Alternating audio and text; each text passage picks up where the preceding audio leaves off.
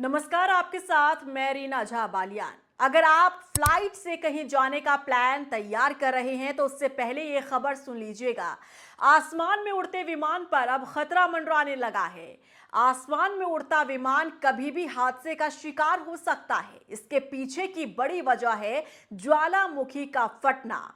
वो ज्वालामुखी जो 12,000 साल से खामोश बैठी थी, लेकिन अचानक इसकी खामोशी टूटी और बड़ा विस्फोट हो गया। इथोपिया का हेलीगुब्बी ज्वालामुखी 12,000 साल बाद फटी है। इस विस्फोट से उठने वाली राख और सल्फर डाइऑक्साइड करीब 15 किलोमीटर ऊंचाई तक पहुंच गई है। ज्वालामुखी के ब्लास्ट का असर माना जा रहा है कि भारत के विमानों पर पड़ सकता है।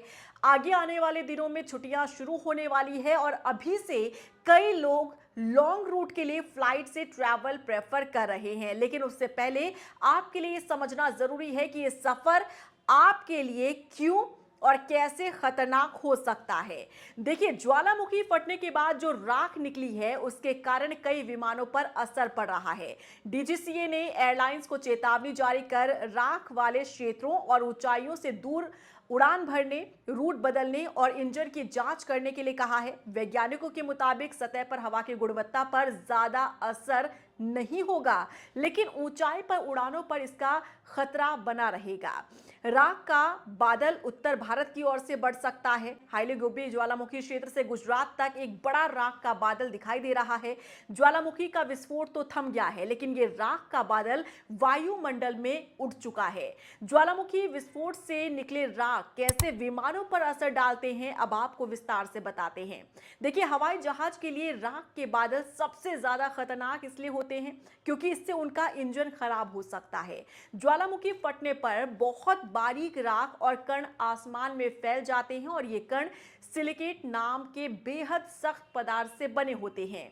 जब ये जेट के इंजन में जाते हैं तो अंदर के तेज तापमान की वजह से पिघल जाते हैं, लेकिन जैसे ही वो इंजन के ठंडे हिस्सों तक पहुंचते हैं ये दोबारा जमकर कांच जैसी परत बना लेते हैं। ये कांच जैसी परत हवा के बहाव को रोकती है। इसकी वजह से इंजन रुक भी सकता है या फिर पूरी तरह फेल भी हो सकता है। हालांकि अगर इंजन बंद हो जाए तो वो जल्दी ठंडा भी हो जाता है। ठंडा होकर कई बार पिघली हुई राख टूटकर अलग हो जाती है और इंजन को दोबारा स्टार्ट किया जा सकता है। लेकिन अगर ये स्थिति टेक ऑफ या लैंडिंग के समय हो जाए तो इंजन को दोबारा स्टार्ट करने का समय नहीं मिलता और दुर्घटना की संभावनाएं बहुत ज्यादा बढ़ जाती हैं। देखिए, ज्वालामुखी से निकलने वाली राख जो है वो सिर्फ विमान के इंजन को प्रभावित नहीं करती, बल्कि विमान की बाहरी सतहों और नेविगेशन सिस्टम को भी नुकसान पहुंचा सकती है। राख के सख्त और नुकीले कण विमान की खिड़कियों और बाहरी सतह से टकराते रहते हैं, जिससे वो धीरे धीरे घिसने लगते हैं। देखिए, राख के कण जो है वो सैंडपेपर की तरह विंडस्क्रीन को घिस देते हैं, जिससे पायलट की विजिबिलिटी कम हो जाती है। हालांकि ये घिसावट तुरंत किसी बड़े खतरे में नहीं बदलती, लेकिन विमान के लिए ये नुकसानदेह जरूर होती है और आगे चलकर मरम्मत की जरूरत भी पड़ सकती है। ये जहाज के सेंसरों को भी खराब कर सकती है। इससे स्पीड मापने वाले सेंसर गलत रीडिंग दे सकते हैं और नेविगेशन में मुश्किलें पैदा हो सकती है। इसके अलावा केबिन की हवा की बात करें तो क्वालिटी में भी इसकी वजह से खराबी हो सकती है।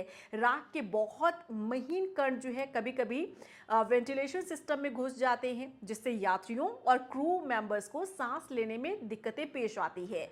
ऐसी स्थिति में ऑक्सीजन मास्क पहनने की जरूरत पड़ सकती है। आपको बता दें कि इससे पहले कई हादसे सामने आ चुके हैं, जैसे कि 2010 में आइसलैंड के ज्वालामुखी के विस्फोट के कारण करीब 2 हफ्तों तक यूरोप में हवाई यात्रा पूरी तरह से रुक गई थी। राख को आंखों से पहचानना मुश्किल होता है और कभी-कभी रडार भी इन छोटे कणों को नहीं पकड़ पाता। इसके चलते पिछले कुछ सालों में इंडोनेशिया में कई बार छोटे-छोटे एयर स्पेस बंद करने पड़े।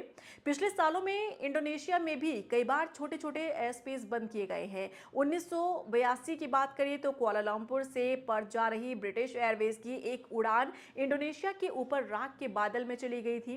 पायलट ने पहले सेंट एल्मो की रोशनी देखी और कुछ ही मिनटों में विमान के सभी 4 इंजन बंद हो गए। साल 1989 की बात करें तो इसी तरीके का एक बड़ा हादसा होते होते टल गया था। अलास्का में माउंट रेडआउट ज्वालामुखी फटने के एक दिन बाद केएलएम का एक बोइंग 747 विमान टोक्यो जा रहा था। उड़ान के दौरान अचानक विमान के चारों इंजन एक साथ बंद हो गए थे। इंजन बंद होने पर जहाज करीब 4000 मीटर नीचे गिर गया, लेकिन जैसे ही इंजन ठंडे हुए तो पायलट ने उन्हें दोबारा शुरू कर दिया। ज्वालामुखी फटने का असर आखिर कब तक रहेगा, इसे लेकर देखिए एक्सपर्ट्स का कहना है कि ज्वालामुखी फटने से पैदा होने वाला जो प्रदूषण है उसे मापने के लिए काफी तैयारी करनी पड़ती है। सेंसर पहले से ही लगाने पड़ते हैं, लेकिन ज्वालामुखी विस्फोट को लेकर देखिए कोई तैयारी की गुंजाइश नहीं थी, इसलिए प्रदूषण का स्तर क्या है ये कहा नहीं जा सकता। लेकिन जिस तरीके से विस्फोट हुआ है, जिस तरीके से ज्वालामुखी 12,000 साल बाद यहाँ पर फटा है, उसका असर भारत के क्षेत्रों में पड़ रहा है और खास तौर पर विमानों पर पड़ता हुआ नजर आ रहा है, क्योंकि आसमान में जो छोटे छोटे राख के कण हैं वो विमान के उड़ान पर असर डाल सकते हैं। और यही कारण है कि डीजीसीए ने इसे लेकर गाइडलाइन भी जारी की है। और इसीलिए हम आपको कह रहे हैं कि अगर आप विमान से कहीं ट्रैवल करने वाले हैं तो सतर्क रहिएगा। क्या रिएक्शन है आपका इसे लेकर, बताइएगा जरूर।